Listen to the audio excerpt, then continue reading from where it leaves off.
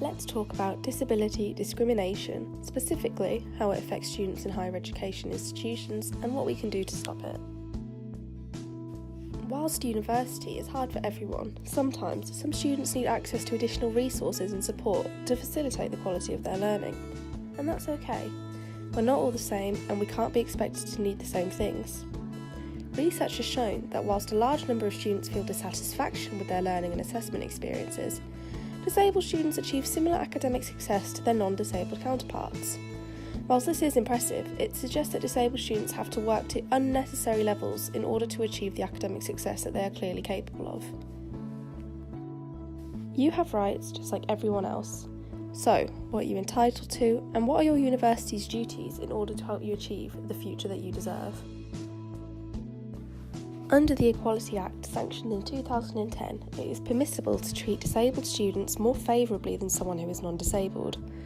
This is in reference to what are known as reasonable adjustments, and this can include a number of provisions and additional support materials. This can mean changes to exam access arrangements, extensions on deadlines, and special considerations. Additionally, reasonable adjustments mean that your university is obligated to provide physical features that might improve your learning environment, including accessible lecture theatres, labs and libraries. This accessibility also includes auxiliary aids.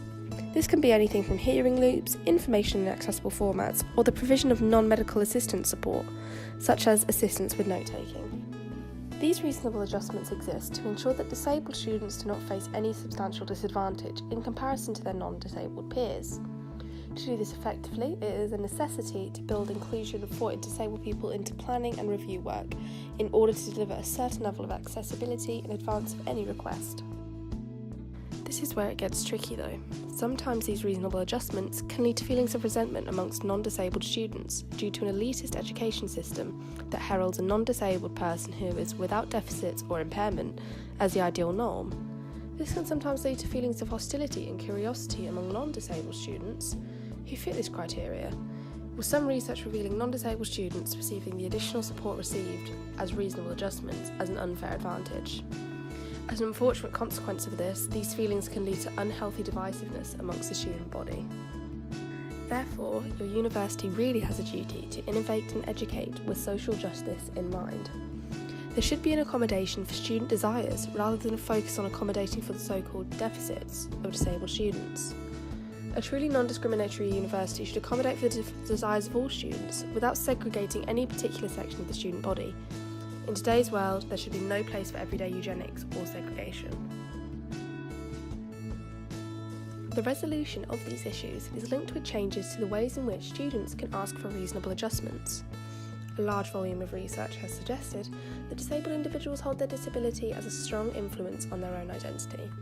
They associate themselves with their disability, usually for identity purposes or administrative convenience, but also to choose to pass as normal in order to avoid discrimination and stigma. It is in this way that university practices make disability a shameful marker of physical or mental imperfect, which as a consequence can lead to an unattractive identity for many to accept. So, to conclude, anti-discrimination legislation has led to universities buying into a certain understanding of disability as a political category and an important quality strand. It is clear for the most part that universities have responded to legislative requirements that prohibit discrimination. However, the forced disclosure of disability in order to access reasonable adjustments leads to a risk of feeling shame and disapproval of teaching and admin staff, as well as fellow students. This is too damaging and needs to be changed.